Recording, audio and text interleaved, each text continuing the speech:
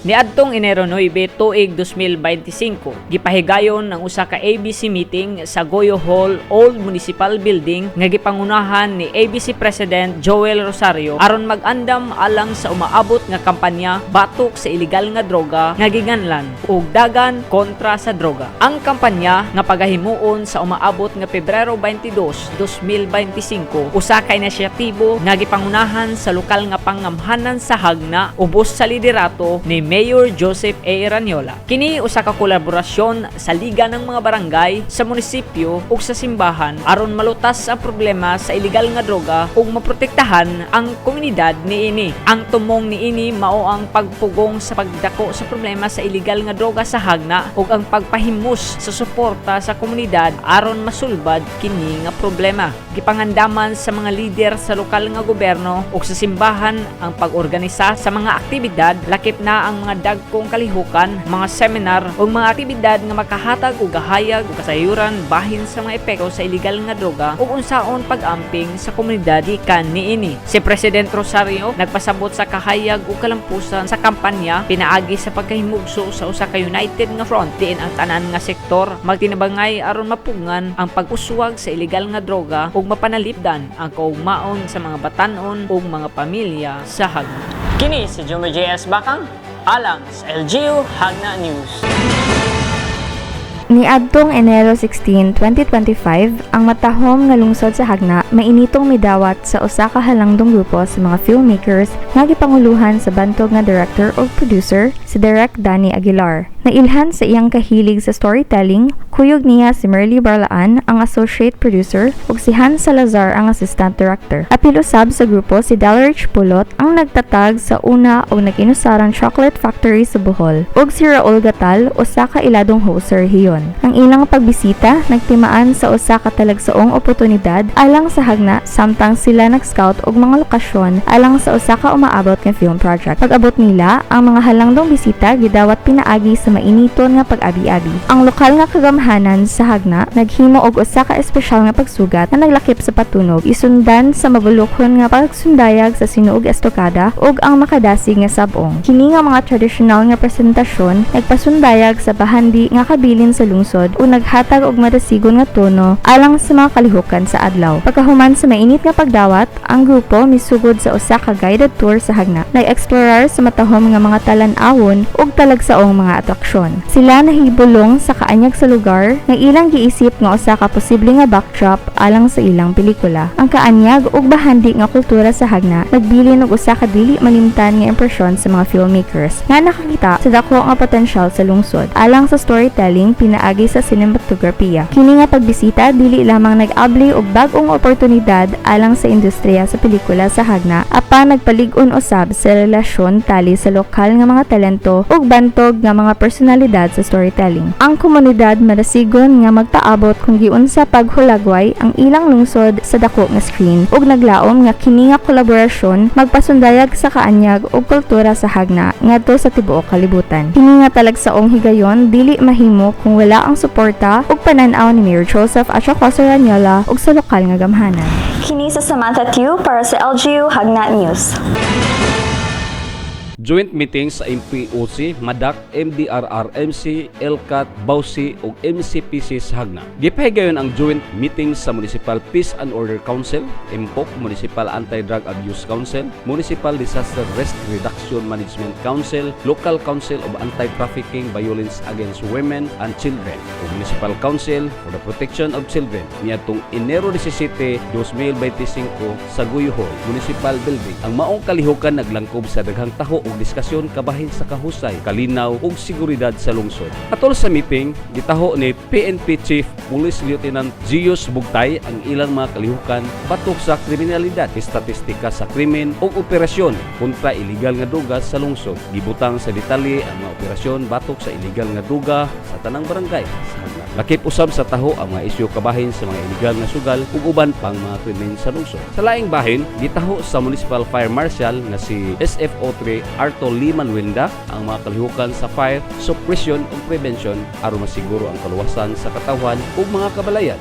ipasabot nga ang ilang paningkamot ang langkob sa aktibong kampanya sa edukasyon, inspeksyon sa mga establishmento ug paspas nga pagresponde sa mga insidente sa sunog aron masiguro ang kaluwasan sa mga hagnaano. Ang report gikan sa Hagna Traffic Management Unit GTMU nga gipanguluhan sa head niini nagtutok sa problema sa trapiko ilabi na sa public market area. Gipadayon usab ang diskusyon sa mga plano sa pagpatuman og epektibong road clearing ug traffic management aron mahikayan ang mga problema sa trapiko sa dalan. Si Philippine Coast Guard Detachment Commander nagtaho kabahin sa Coastal ug Marine Law Enforcement isusi ang mga illegal nga kulukan sulod sa marine area sa Hagna. Lakip na ang illegal fishing ug paglapas sa mga regulasyon sa pagpreserba sa kadagatan. Pasiugda sa taho ang importante nga mga lakang aron mabatukan ang mga illegal nga aktibidad ug mapadayon ang kaluwasan sa mga mangisda ug kinaiyahan sa lungsod. Si Alma Asira nga gikan sa Municipal Social Welfare and Development Office nagtaho kabahin sa pagtaas sa mga kaso sa violence against women and children o mga bata nga lambigit sa balao, child in conflict with law.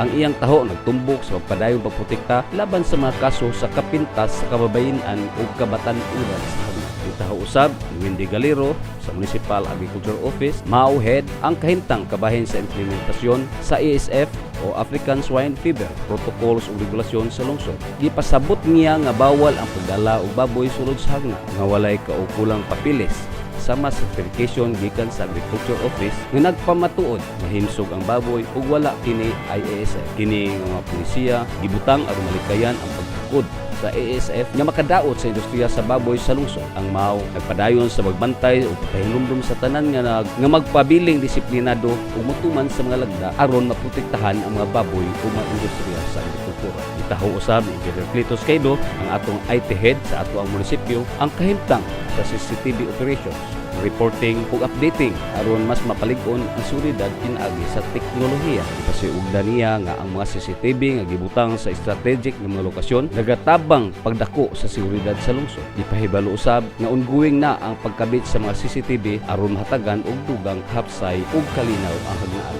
Sa katapusan, usa ka resolusyon ang gimugna aron pagpangayo og permiso kang Mayor Joseph Ranula sa paggamit sa confidential ug discretionary funds alang sa fiscal year 2025. Kini nga pundo magamit sa mga kalihukan nga mapadayon ang kalambuan o kaayuhan sa Hagna. Ang maong kalihukan nagpakita sa seryosong paningkamot sa lokal nga pangagamahanan nga mahatagan og solusyon ang mga isyu sa lungsod o mapadayon ang kapsay ug kalinaw ingon man ang kaayuhan sa komunidad.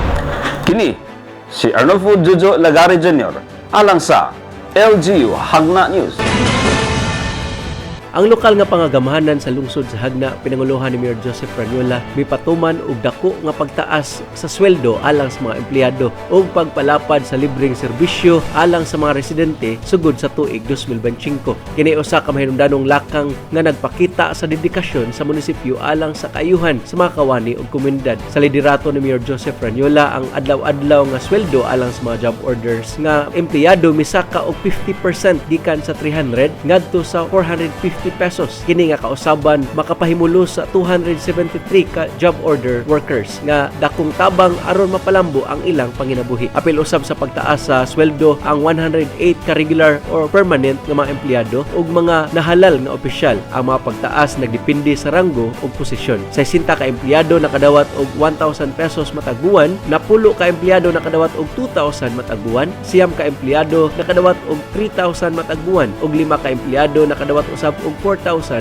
matag buwan. 13 ka empleyado nakadawat sa pagtaas nga nag-range gikan sa 5,000 pesos hangtod 7,000 pesos. 10 ka empleyado nakadawat og pagtaas nga 8,000 hangtod sa 9,000 pesos. Usa ka empleyado nakadawat og 11,000 nga pagtaas. Libreng serbisyo alang sa komunidad. Gawas sa dako nga pagtaas sa suhulan, gipalapad usab sa LGU ang libreng serbisyo alang sa mga hagnaanon. Kini naglakip sa serbisyong panglawas og emerhensya, libreng ambulansya, libreng medisina, libreng transportasyon, suporta sa pang-agrikultura, libreng paggamit sa modernong pasilidad sa pagproseso sa bugas, lakip ang dryer o rice mill, libreng pick-up o delivery sa bugas, libreng paggamit sa heavy equipment, libreng gasolina alang sa mga mag-uuma o mananagat, libreng pag-apod-apod sa binhi sa humay, paghatag og organikong abono, libreng binhi sa gulay, programa alang sa komunidad, unlimited nga pundo alang sa Municipal Social Welfare Fund, local AX, financial nga tabang alang sa mga senior citizen, alang sa ilang painitan program program uban sa libreng abang, suporta sa mga persons with disabilities, pinaagi sa financial assistance alang sa ilang pasalubong center, lakip ang libreng abang. Mahinungdanong pagpanaghiusa og fiscal management, ang maayong pagdumala sa financial og pagkunhod sa mga gasto mao ang yawi sa kalampusan niini nga mga programa. Ikabot kini pinaagi sa pagpugong sa dili kinahanglan nga travel og training expenses, pagpamino sa meal allowances gikan sa 300 pesos ngadto sa 100 to 150 pesos matag kaon, 50% nga pagtipig sa gasto sa medisina kumpara sa may-aging administrasyon, mas epesyente nga paggamit sa budget alang sa office supplies, construction ug plumbing materials. Ang pagsaka sa hagna ngadto sa second class municipality